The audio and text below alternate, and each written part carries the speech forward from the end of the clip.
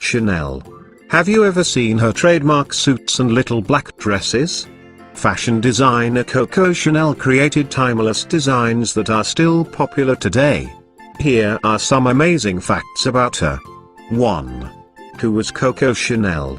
A fashion designer. Coco Chanel, born August 19, 1883, in Saumur, France, famous for her timeless designs, trademarked suits and little black dresses. Chanel was raised in an orphanage and taught to sew. She had a brief career as a singer before opening her first clothes shop in 1910. In the 1920s, she launched her first perfume and eventually introduced the Chanel suit and the little black dress, with an emphasis on making clothes that were more comfortable for women. She died on January 10, 1971. 2. Her early life. Famed fashion designer Coco Chanel was born Gabrielle Bonheur Chanel on August 19, 1883. With her trademark suits and little black dresses, Coco Chanel created timeless designs that are still popular today. She herself became a much revered style icon, known for her simple yet sophisticated outfits paired with great accessories, such as several strands of pearls. As Chanel once said, "Luxury must be comfortable, otherwise it is not luxury." Her early years, however, were anything but glamorous. After her mother's death, Chanel was put in an orphanage by her father, who worked as a peddler. She was raised by nuns who taught her how to sew, a skill that would lead to her life's work. Her nickname came from another occupation entirely. During her brief career as a singer, Chanel performed in clubs in Vichy and Moulins where she was called Coco. Some say that the name comes from one of the songs she used to sing, and Chanel herself said that it was a shortened version of cocotte, the French word for kept woman, according to an article in The Atlantic. 3. Chanel's fashion and fragrance pioneer. Around the age of 20, Chanel became involved with Yves Chain-Balzan, who offered to help her start a millinery business in Paris. She soon left him for one of his even wealthier friends, Arthur Boy Capel.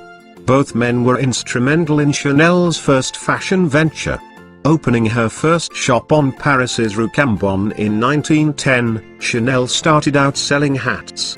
She later added stores in Davos and Biarritz and began making clothes. Her first taste of clothing success came from a dress she fashioned out of an old jersey on a chilly day.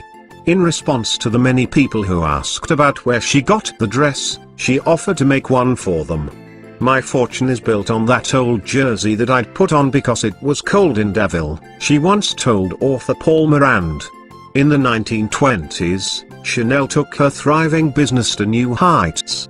She launched her first perfume, Chanel No. 5, which was the first to feature a designer's name. Perfume is the unseen, unforgettable, ultimate accessory of fashion that heralds your arrival and prolongs your departure, Chanel once explained. The fragrance was in fact also backed by department store owner Théophile Bader and businessman Pierre and Paul Wertheimer, with Chanel developing a close friendship with Pierre. A deal was ultimately negotiated where the Wertheimer business would take in 70% of Chanel No. 5 profits for producing the perfume at their factories, with Bader receiving 20% and Chanel herself only receiving 10%. Over the years, with No. 5 being a massive source of revenue, she repeatedly sued to have the terms of the deal renegotiated. 4. Her suit and little black dress. In 1925, she introduced the now legendary Chanel suit with collarless jacket and well-fitted skirt.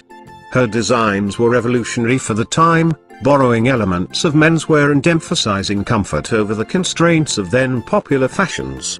She helped women say goodbye to the days of corsets and other confining garments. Another 1920s revolutionary design was Chanel's little black dress. She took a color once associated with mourning and showed just how chic it could be for evening wear. In addition to fashion, Chanel was a popular figure in Parisian literary and artistic worlds. She designed costumes for the ballets Russes and Jean Cocteau's Play Orphée, and counted Cocteau and artist Pablo Picasso among her friends. For a time, Chanel had a relationship with composer Igor Stravinsky. 5. Chanel's love life and scandal. Another important romance for Chanel began in the 1920s.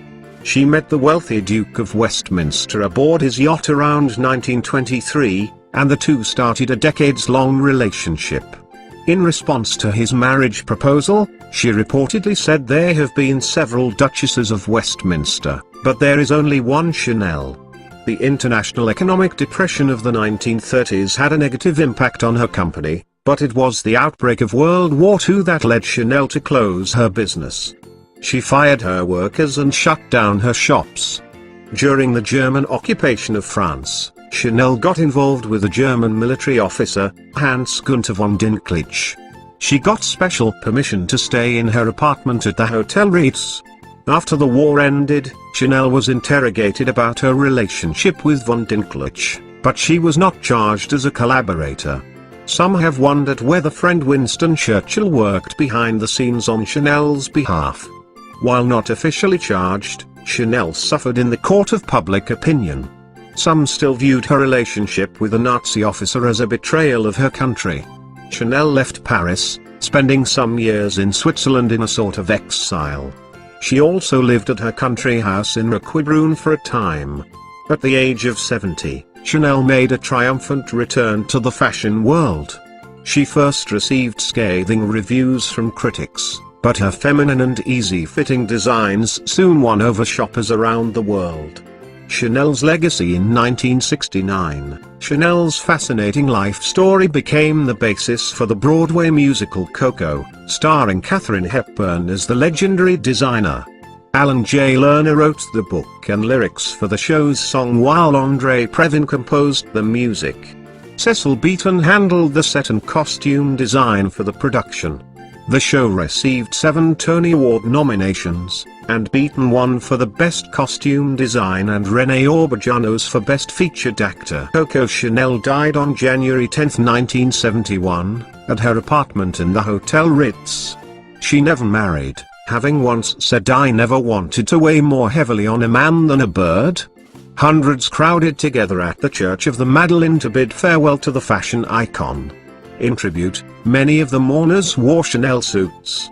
A little more than a decade after her death, designer Karl Lagerfeld took the reins at her company to continue the Chanel legacy.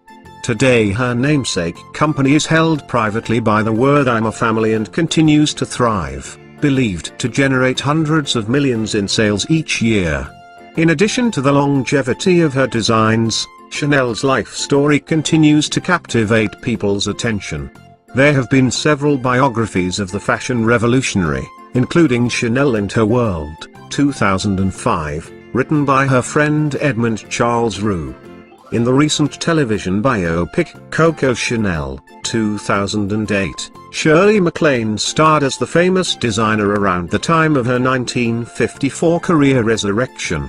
The actress told WWD that she had long been interested in playing Chanel. "What's wonderful about her is she's not a straightforward, easy woman to understand.